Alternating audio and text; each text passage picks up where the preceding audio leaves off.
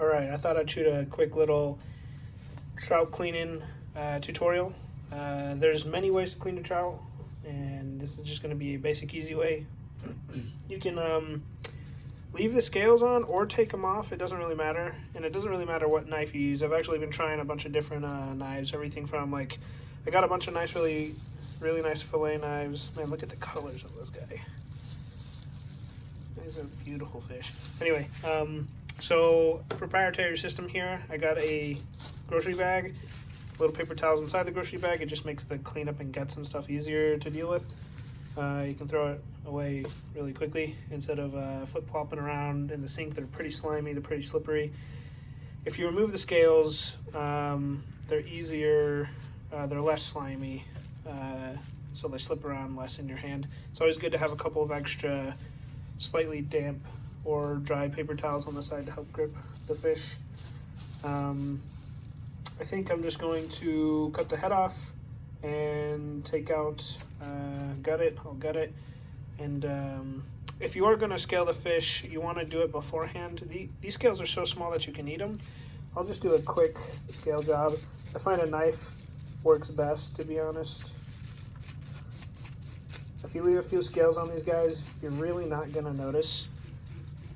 I know a bunch of guys that won't even take the scales off a trout at all. So these are really easy fish to scale.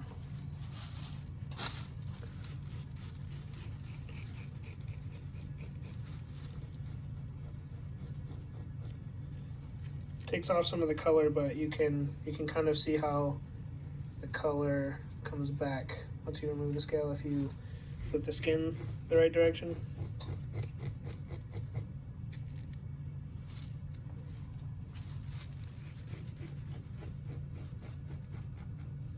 If you're gonna scale with a knife, you can do it with a spoon. If you're gonna do it with a knife, you want to be careful. Obviously, you don't cut yourself.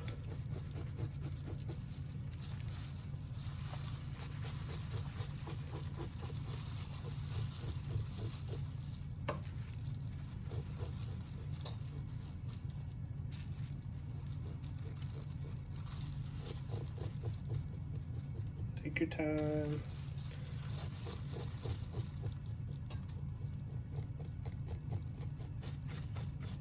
A lot of scales will be left around the belly area a lot of the times.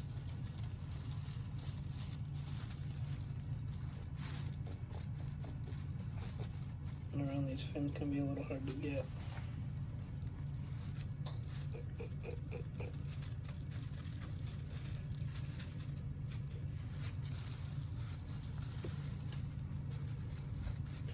Flip them over.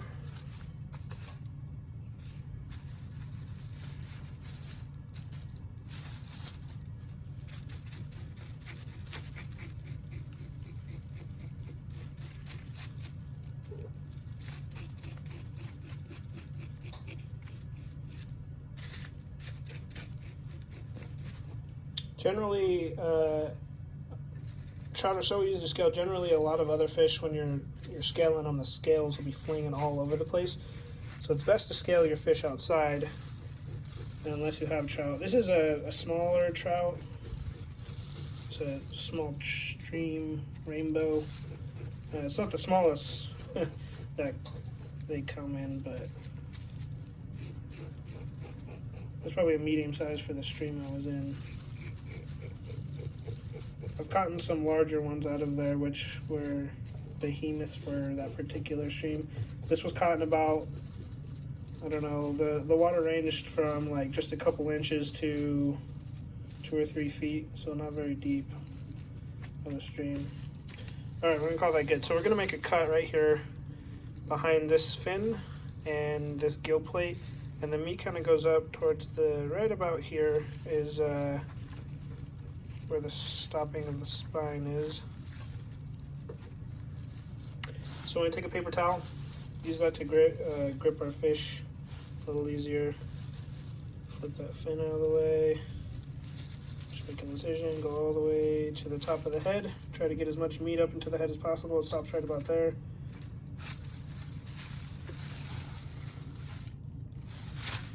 Come to the other side. We're going to do the same thing.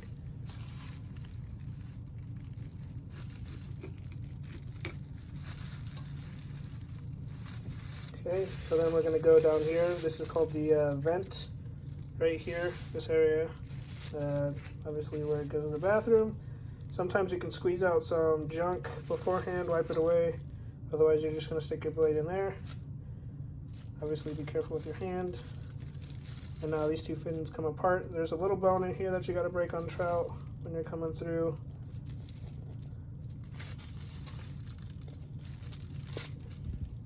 Break that bone.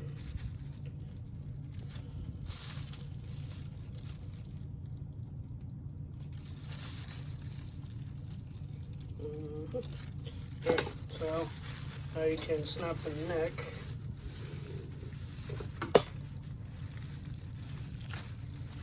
Be able to pull all the guts just right out.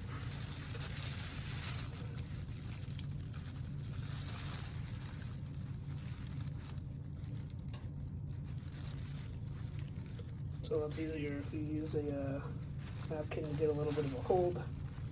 Now it's going to have this little section inside right here. It's a little bloodline. You're going to cut this.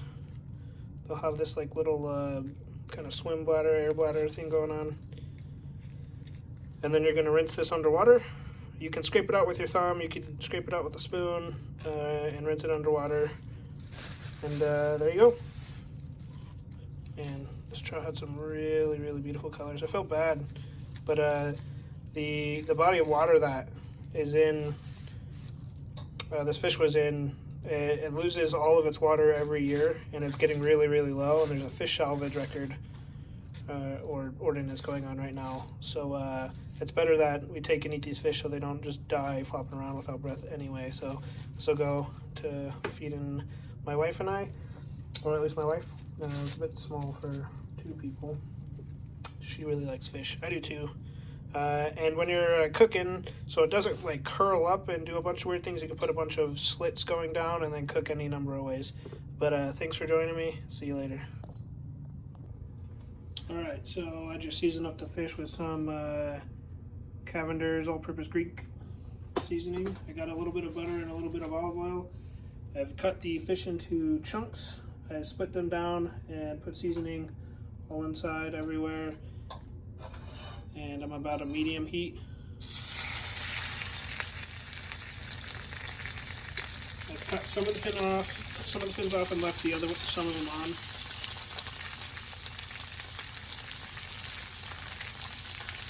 If you can get this tail in the oil and super crispy, it's like a potato chip.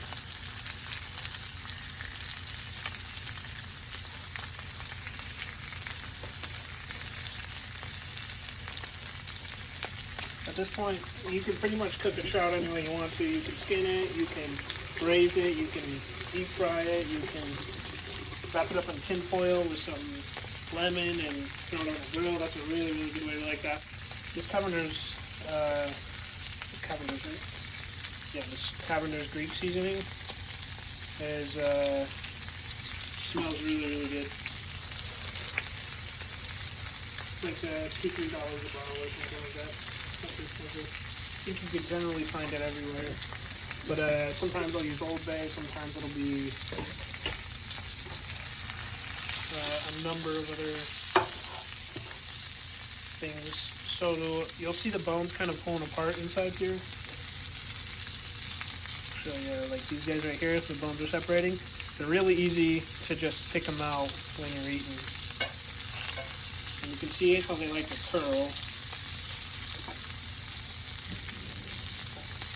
Which is why you cut a bunch of slits in there. If you don't,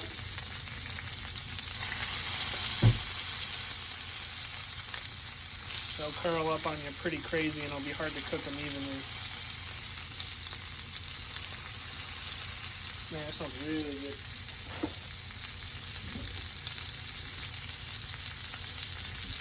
Fresh lemon and lime's always better.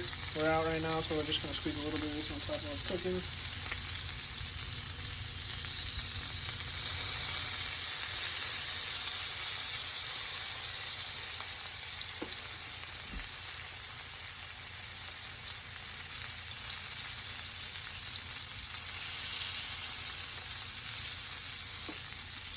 So you can cook it just on one side, or you can cook it on both sides. Depends on how crispy you want the skin. So what I'm going to do is I'm going to throw a lid on it, let that cook for another minute, and then flip it over and get it crispy on the other side.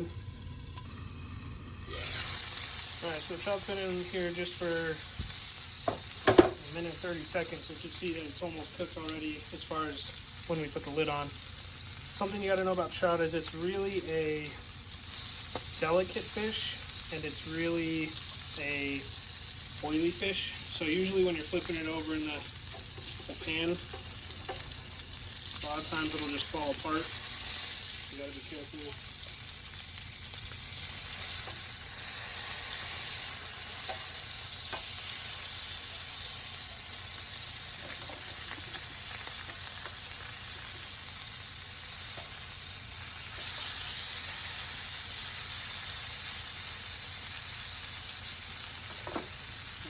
On it. So a lot of times when you're cooking trout, it just falls to pieces, and it is what it is. It's not a pretty looking cooking fish.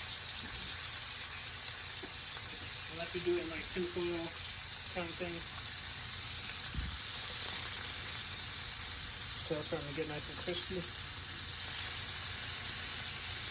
You can use a lot more oil than this. The more oil you use, the probably more it'll stay together, like deep frying, which we'll do sometimes, but I prefer to do that in a pot, and I try to eat a little bit healthier. So yeah, it's another minute with the lid on top, and probably 5-8 minutes of cooking overall, no more. You can overcook it, but it's really hard to. Like, since it has so much oil, it's hard to dry this fish out. So good luck, guys. See ya. All right, to go to the trout, we have some lima beans. So I used the fond that was left in the pan. I put a little bit of water and butter and a little bit more, what was it? The lemon juice, and then more Cavenders, and I turned it into kind of like a pan gravy, and then I'm finishing the lima beans off in it, and this will go with the trouts.